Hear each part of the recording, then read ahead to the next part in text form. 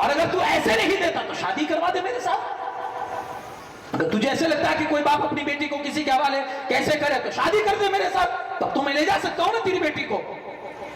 پھر سپاہی آئے اور انہوں نے آ کر یہ دھمکی دی. اس نے کہا میں برہمن, وہ مسلمان, ایک برہمن اپنی لڑکی مسلمان کو کیسے دے سکتا ہے؟ کہا یہ نہیں ہو سکتا ہے, اور میں نہیں دے سکتا اپنی بچی مسلمان کے ہاتھ. تو کہا تجھے دینی ہی پڑے گی. اگر اتنے دن کا تجھے ٹائم دیا جاتا ہے, اگر تو نے نہیں دی تو پھر تو اپنی اور اپنی بچی کی زندگی کی فکر کرنا تھا. اب وہ دھمکی دے کر چلے گئے. باپ پریشان ہے, تھانہ چھوڑ دیا ہے. چالاک بچی, سمجھدار بچی سمجھ گئی باپ کچھ فکر میں ہے, کچھ تجسس میں ہے. ابا کیا ہوا؟ کہا بیٹی کچھ نہیں. بہت اصرار کیا تو باپ نے روتی آنکھوں سے اپنا سارا قصہ اس بچی کے سامنے رکھ دیا.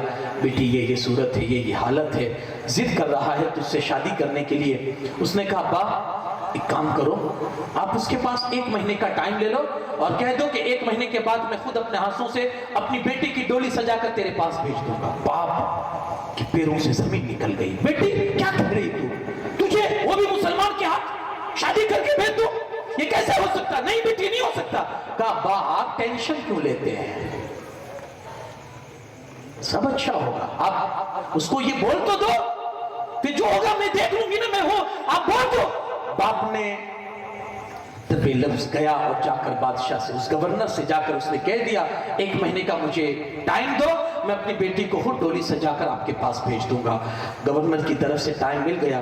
ادھر جانتے اس لڑکی نے کیا کیا؟ گھر آئی اور آنے کے بعد اس نے اتنا چست لباس پہنا کہ جس سے اس کے عورتوں کی ساری جو نشانیاں ہوتی ہیں وہ سب دب گئی اور دکھنے میں جیسے مرد لگے. اتنا ٹائٹ کپڑا پہنا, اوپر سے وہ شہزادوں کا جو لباس ہوتا ہے مردوں کا, جو بادشاہ کے بیٹے پہنتے ہیں, ایسا اس نے لباس پہن لیا.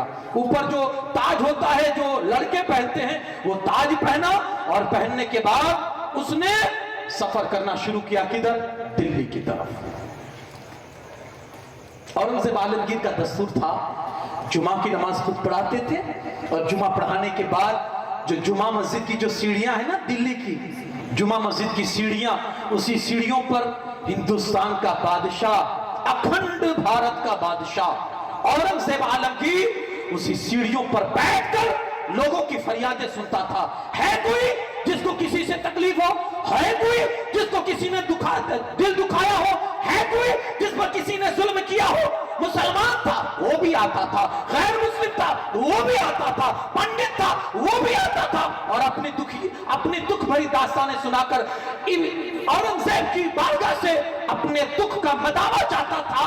اورنگزیب عالمگیر سب کے ساتھ انصاف کا معاملہ کر کے سب کو ان کے برابر حصہ اور حق دیا جاتا تھا, اور سب کی سنوائی ہوتی تھی, سب کی تکلیف کو پہنچا جاتا تھا, اور سب کا دکھ دور کیا جاتا تھا. اورنگزیب کا یہ دستور تھا. جمعہ کا دن تھا. اورنگزیب عالمگیر نماز پڑھانے کے بعد جامع مسجد کی سیڑھیوں پر آ کر بیٹھ گئے.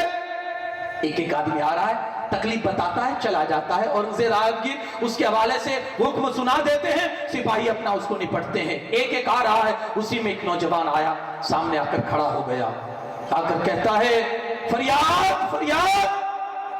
اورنگزیب عالمگیر نے جیسے ہی اس نوجوان کو دیکھا سر جھکا لیا اور اپنی چادر اس کے سامنے پھینک کر کہتے ہیں بیٹی, لڑکیوں کو اس لڑکوں کی صورت میں مردوں کے سامنے ہمارے مذہب میں آنے کی اجازت نہیں ہے.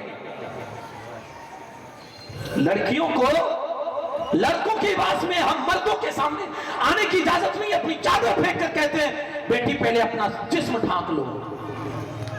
ہاں یہ وہ نظر تھی جس نظر سے حدیث پاک میں نا اتقوا فراست المومن, مومن کی نظر سے بچو کیونکہ وہ اللہ کے نور سے دیکھا کرتا ہے. حلیہ بدل کے آئی تھی, صورت بدل کے آئی تھی, لیکن اورنگزیب کی جو اللہ کی نور والی آنکھیں تھی اس نے دیکھ لیا اللہ والوں کے دلوں میں بھی آنکھیں ہوتی ہے, دیکھ لیا کہ یہ مرد نہیں عورت ہے. کہا بیٹے اپنا جسم چھپا, بہت دلی فریاد کیا ہے. اس نے ساری فریاد کر دی نا بیان. اورنگزیب عالمگیر کہتے ہیں بیٹی جا, جو اس نے تاریخ بتائی ہے نا, جو اس گورنر نے, اس تاریخ میں ڈولی سجا لینا. کیا کہا؟ ڈولی سجا لینا. وہ دل ہی دل میں سوچنے لگی دیکھو ایک مسلمان نے مسلمان کو سپورٹ کیا ہی کیا.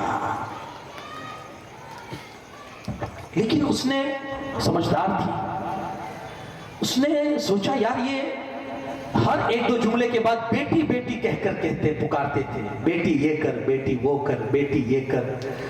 مجھے لگتا ہے میرا دل یہ کہتا ہے، وہ پنڈت کی بیٹی کہتی، میرا دل یہ کہتا ہے کہ جب اس نے بیٹی کہا ہے تو یہ بیٹی کی لاش ضرور رکھے گا. وہ چپ چاپ چلی گئی وہاں سے، اپنے آگے گھر اپنے چپ چاپ چلی گئی وہاں سے. باپ کے سامنے آ کر کہا، باپ نے کہا بیٹی کیا کہاں چلی گئی تھی تم بغیر بتائے، اور کیا ہوا، معاملہ کیا ہوا؟ کہا ابا اسی حقیقت کے لیے گئی تھی فریاد کرنے اکھنڈ بھارت کے بادشاہ اور ان سے عالمگیر کی دربار میں شکایت کر کے آئی ہوں. کہا کیا کہا اس نے؟ کہا ابا اس نے یہ کہا ہے. باپ نے کہا دیکھ مسلمان نے مسلمان کا سپورٹ کیا نا. کہا ابا میں بھی اسی فکر میں ہوں، لیکن میرا دل ابھی بھی مطمئن ہے اس بات پر کہ انہوں نے بار بار مجھے بیٹی کہہ کر پکارا ہے. میرا دل یہ کہتا ہے کہ وہ بندہ ضرور میری مدد کرے گا. تاریخ آئی وہ جس تاریخ میں ڈولی اٹھنی تھی.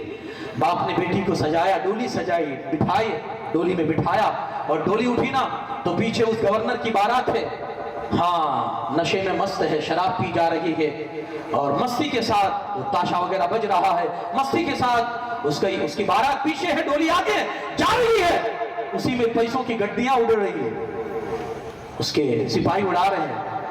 اورنگزیب عالمگیر ایک کمبل اوڑھ کے فقیری لباس میں ایک کمبل اوڑھ کر آگے آتے ہیں اور آ کر ہاتھ بڑھاتے ہیں بادشاہ اور گورنر سے کہتے ہیں کچھ بھیک مجھے بھی مل جائے، خوشی کا موقع ہے کچھ مجھے بھی دے دو. گورنر نے کہا نیچے روپیے بہت پڑے ہوئے اٹھا لو، تم بھی خوشیاں مناؤ. کہا یہ فقیر الگ مزاج کا ہے، یہ زمین کے پیسے نہیں اٹھاتا، یہ تو ہاتھ ہی سے لیتا ہے، یہ تو ہاتھ ہی سے قبول کرتا ہے. جیسے ہی گورنر نے اس کے مزاج سے دیکھا یہ کس قسم کا فقیر ہے. کہا ٹھیک ہے خوشی کا موقع ہے، تیرے یہ تانوں پر میں توجہ نہیں دوں گا. جیل سے گڈیاں نکالی، اورنگزیب عالمگیر کے سامنے جو فقیر کی صورت میں تھے، جیسے ہی گڈی بڑھائی اورنگزیب عالمگیر نے اس کے ہاتھ کو اتنی مضبوطی سے تھاما کہ اس نے بہت چھڑانے کی کوشش کی لیکن چھڑا نہیں پایا. وہ کہتا ہے بابا تو ہے کون؟ فقیر تیری اتنی مجال کہ تو گورنر کا ہاتھ پکڑے، تو ہے کون؟ اورنگزیب نے جیسے ہی اپنے جسم سے کمبل کو اٹھایا، لوگوں کی آنکھیں پھٹی کی پھٹی رہ گئی، زمین نکل گئی ان کے قدموں کے نیچے کہ سامنے کمبل کے اندر جو اوڑھ کے آیا تھا وہ کوئی اور نہیں، اکھنڈ بھارت کا شہنشاہ، ہندوستان پر راج کرنے والا اورنگزیب عالمگیر تھا. سب کی ہوائیں اڑ گئی، شریر کانپنے لگے، گورنر کا شریر کانپنے لگا. کہا یہ کیا ہے اور یہ کون سا تیرا ظلم ہے جو تو کر رہا ہے؟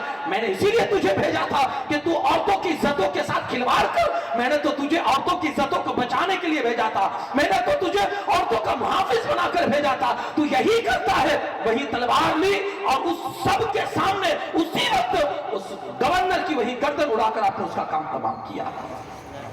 ایک پنڈت کی بیٹی کی عزت کو بچانے کے لیے اورنگزیب نے اپنے گورنر کو مارا، سی ایم کو مارا، ایک پنڈت کی بچی کی عزت کو بچانے کے لیے. اب اس کے بعد آگے کا جو مرحلہ ہے وہ سنیں. آپ نے کہا مطمئن ہو؟ پنڈت اور پنڈت کی بیٹی سے کہا حضور ہاں اللہ آپ کا بھلا کرے، آپ نے انصاف دلایا. کہا تمہارا گھر کہاں؟ کہا حضور یہ نزدیکی میں. کہا چلو مجھے پانی پلاؤ. اورنگزیب نے کیا کہا؟ مجھے پانی پلاؤ. گئے قریب ہے، کہا کچھ کھانے کو مل جائے گا؟ اس نے جو کچھ گھر میں تھا وہ پیش کیا. اورنگزیب نے پانی پیا، کھایا. وہ پنڈت کہتا ہے حضور آپ بادشاہ کے گھر کے دسترخوان میں کمی کیا ہوتی ہے جو آپ نے ایک پنڈت کے گھر کا یہ معمولی کھانا کھایا؟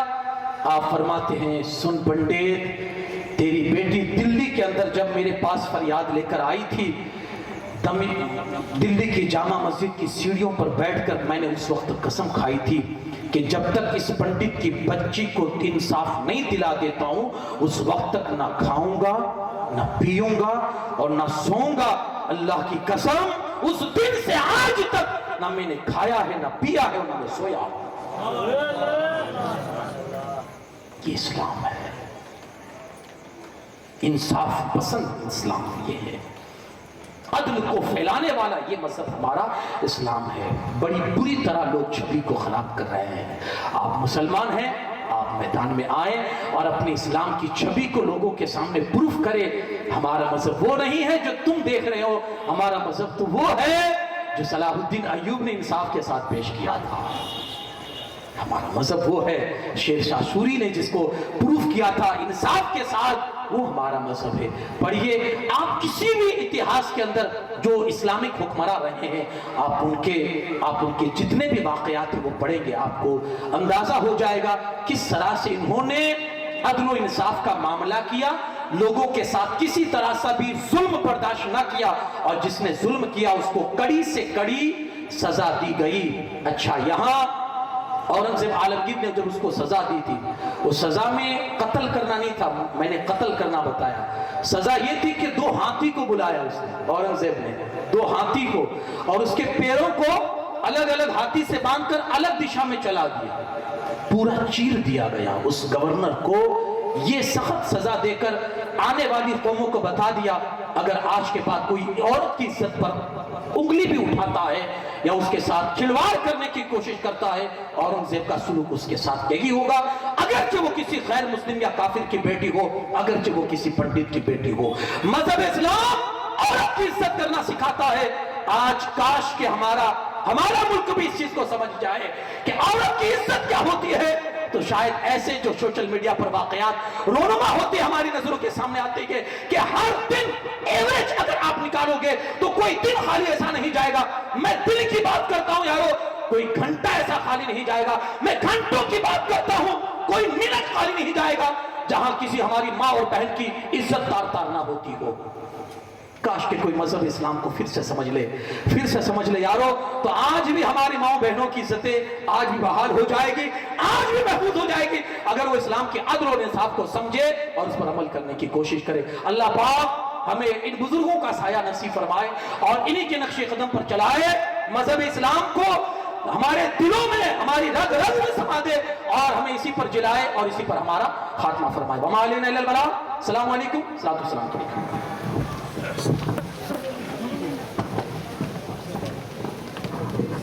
مرحبا اے علی کے بیسر پہلا کو سلام, پہلا کو سلام. مرحبا مرحبا اے علی کے بیسر پہلا کو سلام, پہلا کو سلام.